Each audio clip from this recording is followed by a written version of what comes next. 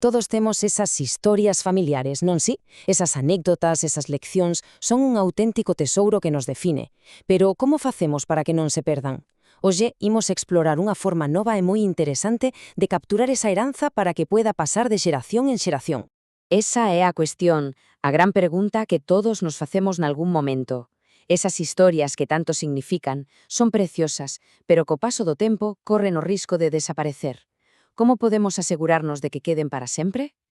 Pois o problema, moitas veces, é que todas esas lembranzas vitais están na cabeza dunha soa persoa, normalmente un dos nosos maiores.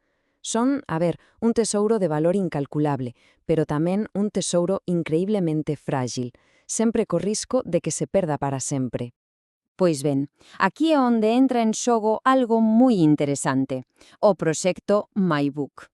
É unha resposta moderna e innovadora a este desafío de sempre, unha ferramenta pensada para construir pontes entre xeracións e, sobre todo, para preservar o noso legado.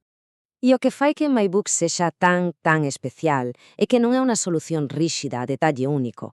A súa verdadeira forza está nese deseño de dobre vía, que é super flexible e se adapta ás dinámicas de cada familia. Porque, claro, cada familia é un mundo.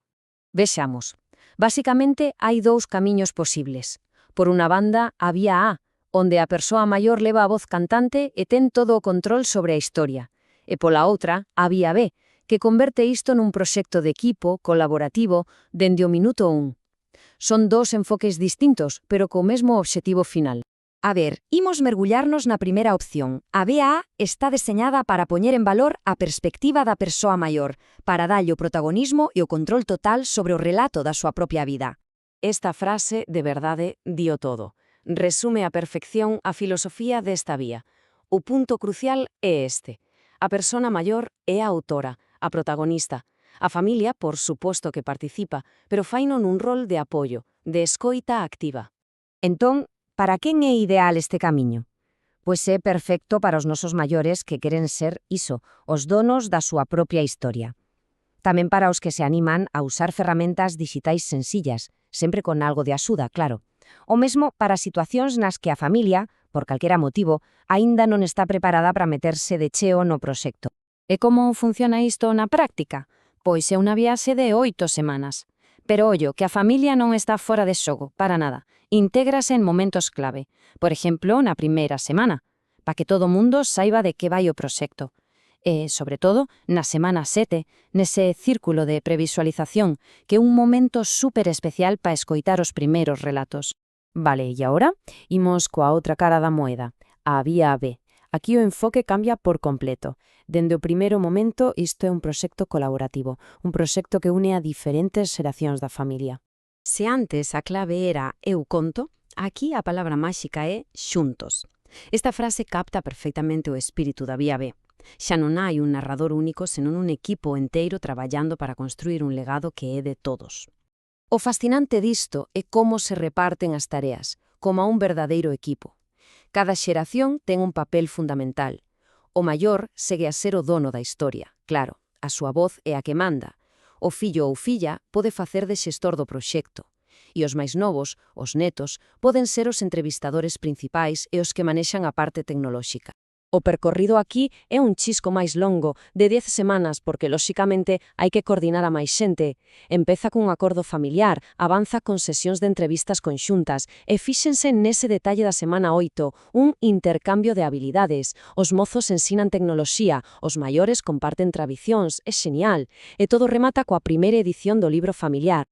Pero, ollo, é moi importante entender que estas dúas vías non son mundos illados, non.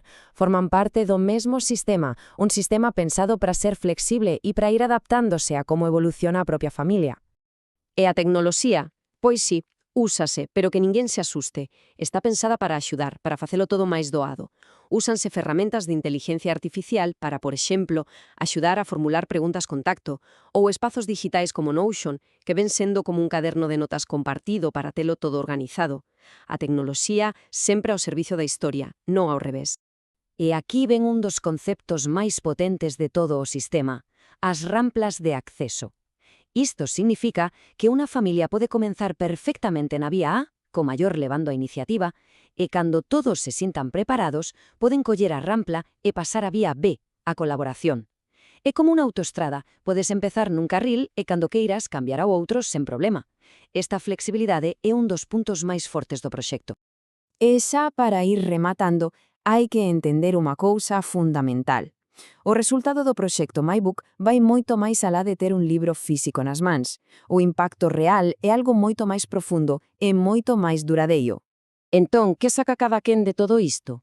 Pois para a persoa maior, a sensación de que a súa historia importa, de que deixa un legado tanxible. É unha cuestión de dignidade. E para o resto da familia, unha conexión moito máis forte, novas habilidades digitais e o máis importante de todo, ter a súa historia preservada para sempre.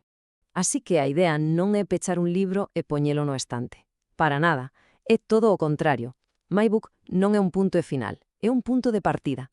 O que se crea é un arquivo vivo, unha base digital e emocional que a familia pode seguir alimentando co tempo, engadendo novas historias, novas fotos, novas voces. E con isto rematamos, cunha reflexión que nos toca a todos de preto. En cada familia hai unha historia única, un tesouro de lembranzas agardando a ser desenterrado. A pregunta que queda no aire é: que historias nas nosas propias familias están aí agardando a oportunidade de ser escoitadas e preservadas?